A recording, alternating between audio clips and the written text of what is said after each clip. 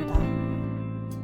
아버지께서 아들에게 주신 모든 사람에게 영생을 주게 하시려고 만민을 다스리는 권세를 아들에게 주셨음이로소이다. 영생은 곧 유일하신 참 하나님과 그가 보내신 자 예수 그리스도를 아는 것이니이다.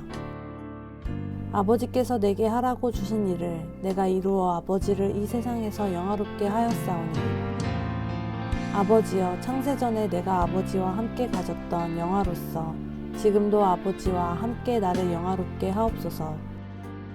오늘 이 말씀에 많은 은혜 받으시기 바랍니다.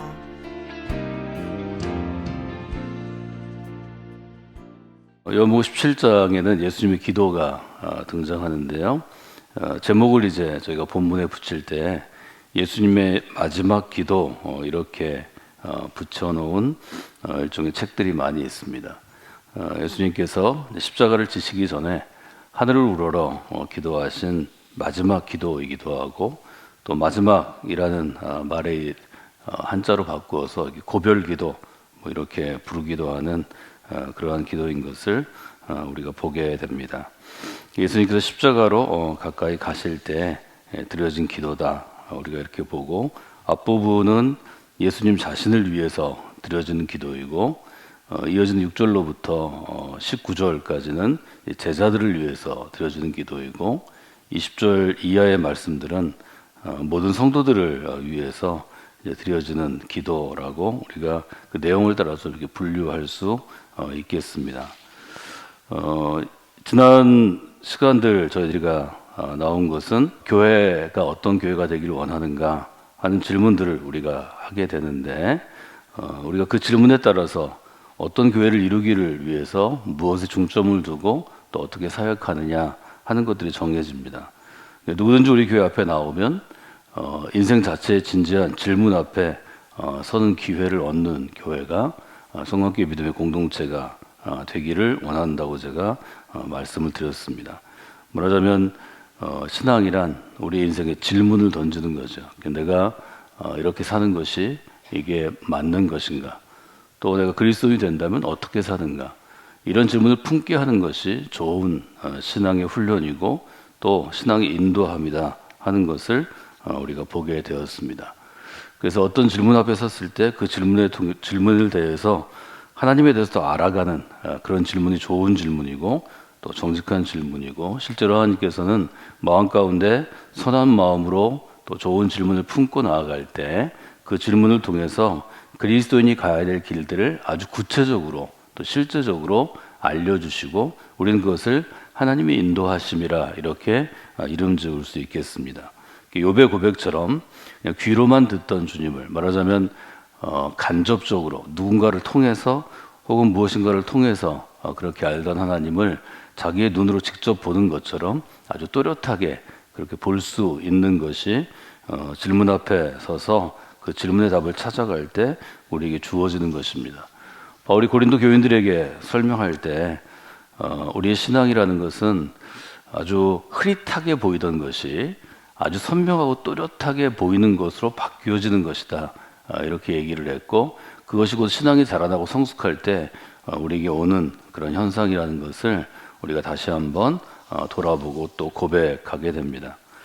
예수님의 기도를 통해서 우리가 알 수 있는 예수님이 가지고 있는 일종의 세상에 대한 또 우리 믿음에 대한 하나님 나라에 대한 관점들을 요한복음 17장을 통해서 뚜렷하게 알 수 있는데요. 1절에 보시면 이렇게 기도하십니다. 아버지여, 때가 이르러 싸우니 아들을 영화롭게 하사 아들로 아버지를 영화롭게 하게 하옵소서. 이게 첫 번째 기도의 문장입니다. 아버지여, 때가 이르렀습니다, 이렇게 고백하는 예수님의 음성을 우리가 듣게 됩니다. 때라는 단어가 이제 등장하는데요. 때는 아주 우리가 시간을 얘기할 때 특별한 사건이나 특정한 일이 일어나는 시간을 우리가 의미합니다. 그냥 우리가 살아가면서 시간이 흘러갔습니다 하는 시간들은 순서에 따라서 이렇게 쭉 흘러가는 거죠. 그래서 여러분들이 새벽에 나오시기 위해서 4시에 일어나시고 좀 준비한 다음에 4시 15분이나 20분에 나와서 교회로 이동해서 교회에 도착하는 것은 순서대로 연속된 시간의 연속입니다. 이것도 시간이죠.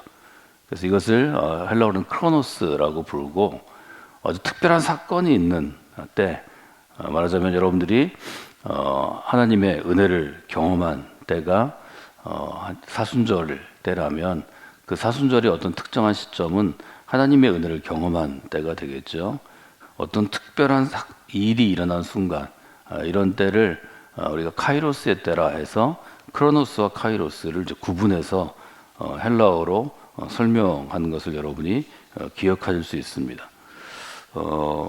우리가 이제 요즘에 사람들이 많이 머무는 공간이 우리나라에 집에 머물 수 있는 집들이 다 조그맣고 밀집되어 있기 때문에 커피숍이라는 공간들이 많아지고, 우리나라가 전 세계에서 커피숍이 제일 많은 곳 중에 하나인데요.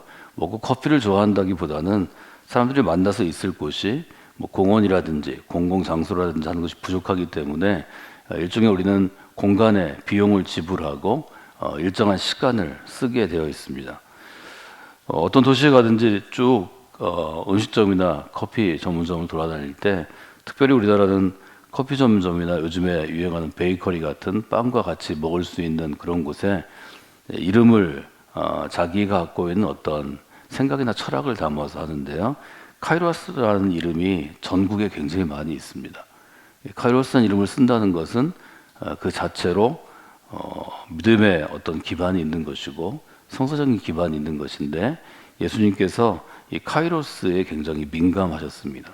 여러분들도 신앙생활을 하시면서 매일매일 흘러가는 뭐 1일, 2일, 3일, 4일, 월, 화, 수, 목 이런 흐름이 있는 순서의 연속적인 시간보다는 하나님 앞에 내가 서는 때, 또 하나님께서 나의 삶을 좀 인도하시고 좀 만지시는 때, 또 하나님께서 나의 삶으로 몰아가서 어떻게 일하시게 하는 때, 이런 때들을 중심으로 여러분의 삶을 재구성하면 우리가 매일매일 살아가는 반복되는 삶이 아니라 하나님과 동행하는 삶은 특정한 시점과 또 특정한 일들이 있는 삶이라는 것을 돌아보게 됩니다. 그래서 저희 교회에서는 라이프맵, 인생에서 하나님께서 내게 손대시는 순간들을 나누어서 계속 여러분들에게 돌아볼 수 있도록 여러 모임에서 제가 강조해 드리는데, 그것은 나의 인생이 하나님의 인도하심과 하나님의 계획하심이 있는 특별한 인생이라는 것을 알 수 있기 때문입니다. 요한복음은 맨 처음에 예수님께서 사역하신 것을 어머님과 함께 한 혼인잔치에 참여하는 것으로 그렇게 우리에게 알려주고 있는데, 요한복음 2장에 보면 우리가 가나의 혼인잔치라고 알고 있는 한 혼인잔치 가운데 어머니가 요청하실 때 예수님 얘기하십니다. 내 때가 아직 지금 이른 것이, 내 때가 된 것이 아닙니다 라고 분명하게 얘기하는데, 이때도 때라는 말을 쓰십니다. 요한복음 13장은 여러분 잘 아시는 제자들의 발을 씻기시는 일종의 우리가 세족식이라고 이름 붙인 발 씻기시는 장면의 근거가 되는 때인데, 그때도 유월절 되기 전에 예수님께서 이제 세상을 떠나서 아버지께로 돌아갈 때가 이른 줄을 아시고 세상에 있는 자기의 사람들을 끝까지 사랑하셨다 하는 본문이 나오는데요. 거기도 보면 때가 이제 다 된 것을 아시고, 그래서 요한복음이 때라는 단어를 우리에게 잘 강조하는 것을 알게 됩니다. 우리가 전도서 3장에서 보는 것처럼 인생의 때를 아는 것은 사실은 인생의 성패를 좌우하는 아주 중요한 일이 됩니다. 무슨 일을 시작해야 할 때와 지금은 좀 기다려야 할 때, 이 때를 잘 우리가 알아야 되고요. 또 어떤 일을 할 때 사람과의 관계에서도 내가 이 말을 좀 해야 될 때가 있고 참아야 될 때가 있고, 뭐 이런 것들을 잘 구분하는 것이 지혜라는 것을 아주 분명하게 알려주는데, 예수님께서는 지금 일종의 죽음, 한 인생의 죽음을 앞에 두고 또 아주 중요한 사역에 매듭 짓는 것을 앞에 두고 비로소 이제 이 때가 이른 것을 점점 예수님이 아셨다 하는 것을 우리가 보게 됩니다. 이 때가 이르렀을 때, 말하자면 우리가 예정된 죽음이 있다면, 어떤 질병 때문에 또 우리에게 남겨져 있는 시간들이 정해져 있다면, 여러분들이 어떤 일들을 먼저 하실까요? 되게 남겨진 시간이 이제 한 달이 있다, 일주일이 있다, 뭐 석 달이 있다. 그러면 우리가 자기가 하고 싶은 버킷리스트와 같이 자기가 꼭 해보고 싶은 것 혹은 중요한 것을 먼저 하게 될 것입니다. 지금 요한복음 17장 1절로부터 5절에서 제일 많이 반복되는 것 중에 하나가 영광이라는 단어, 영화롭게 하다라는 단어입니다. 예수님께서 한 가지 관심이 있으신데 그것은 아버지를 영화롭게 하는 것이다 하는 것을 우리가 돌아보게 합니다. 아버지의 영광이 이 땅에 드러나게 하는 것이다. 그래서 영화롭게 한다는 것은 뭘 의미하냐면 그 존재를 아주 높이는 것이고 빛의 개념으로 보면 빛나게 하는 것입니다.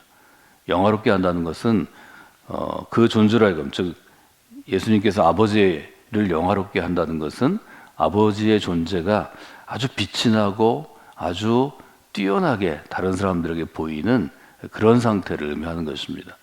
그러니까 예수님께서 마무리하시면서 아버지께서, 하늘의 아버지께서 영광을 받으시는 것, 아주 높임을 받으시는 것, 아주 빛이 나도록 더 빛나게 하는 것이 자기가 해야 될 마지막 일이라고 생각을 하게 됐다는 거죠.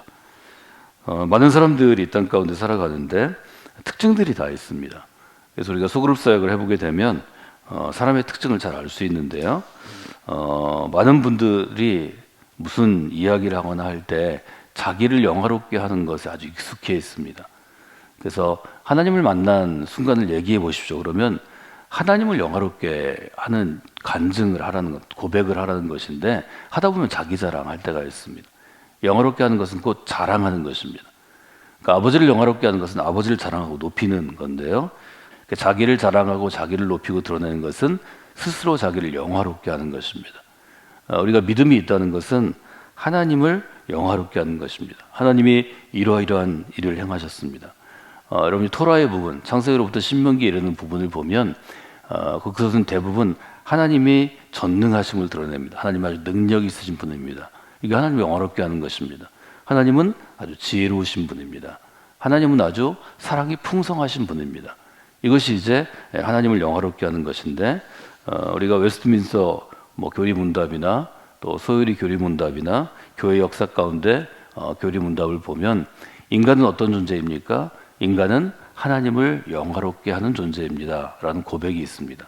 그래서 우리가 믿음이 있다는 것은 하나님을 높여드리는 것입니다. 여러분이 오늘도 누구와 만나서 이야기할 때 혹은 스스로 대화할 때 하나님은 정말 능력이 풍성하신 분입니다. 하나님은 저같이 부족한 사람에게도 사랑을 주시고 또 누구에게도 인자하심을 베풀어 주셨습니다.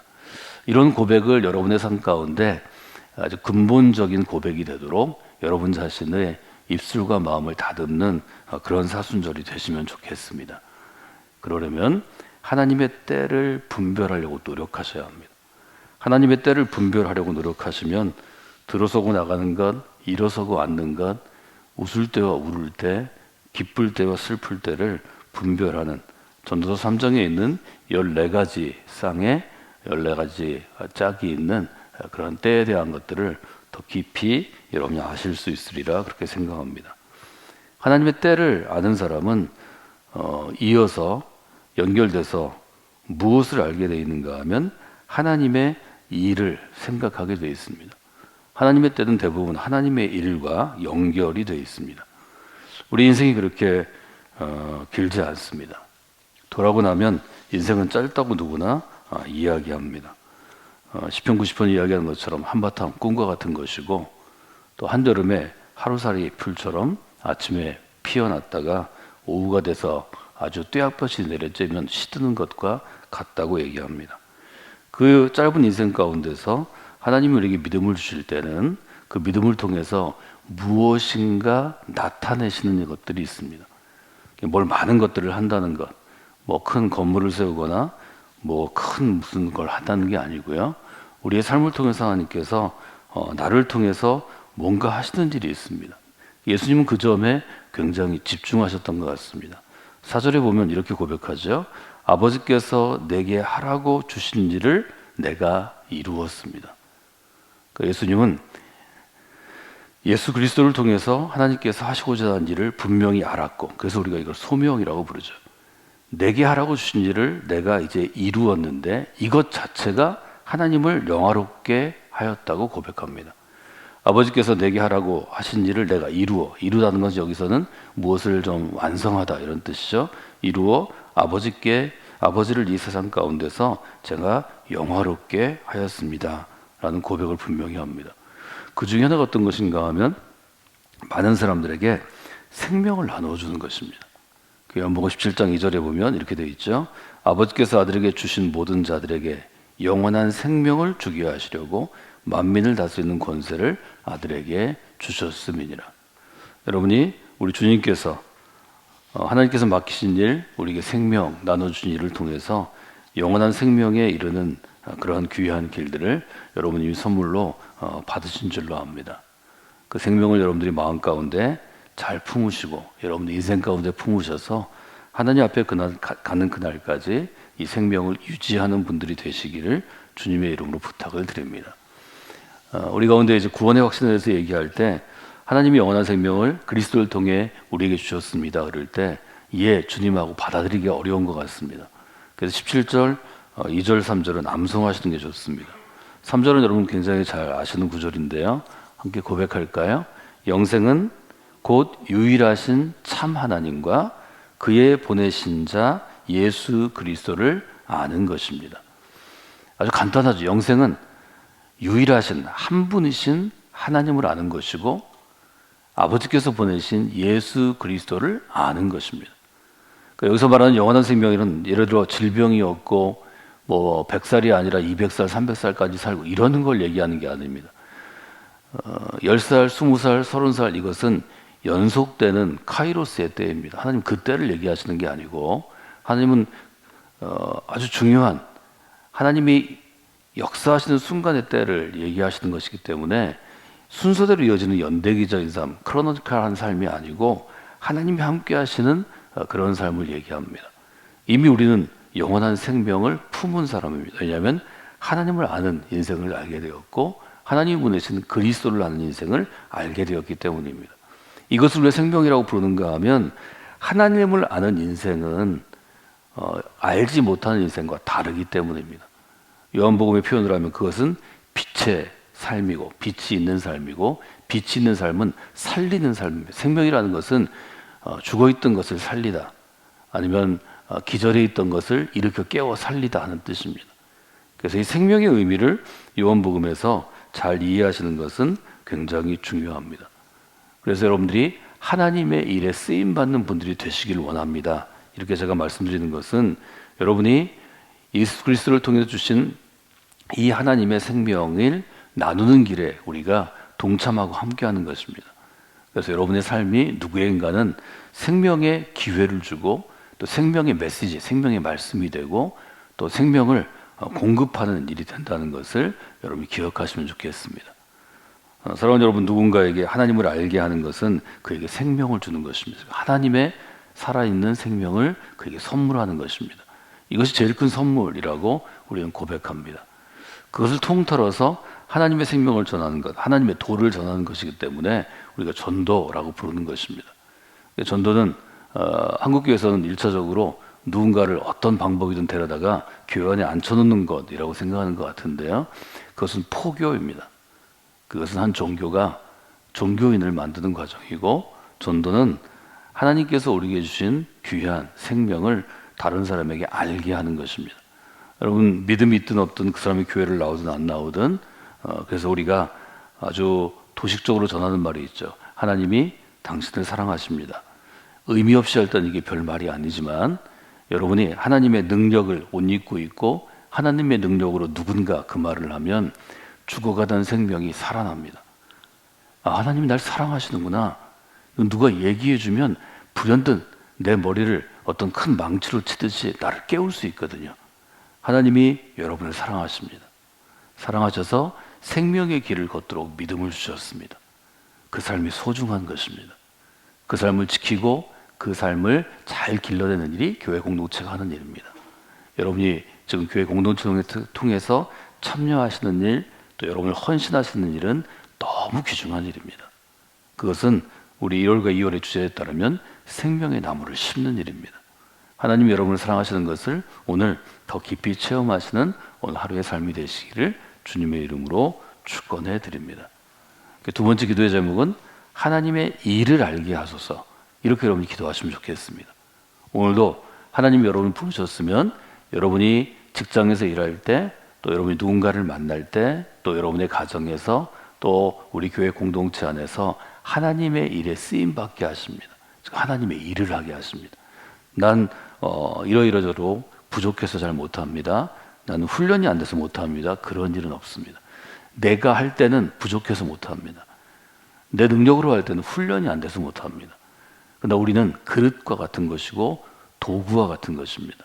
하나님이 일하시기 때문에 그 일을 하시는 것입니다. 어떤 그릇이든 하나님의 손에 붙잡히면 하나님의 지팡이가 되는 것입니다. 여러분이 하나님의 손을 붙잡혀서 하나님의 살아있는 생명을 전하는 하나님의 일에 쓰임받는 오늘 하루가 되시길 원합니다.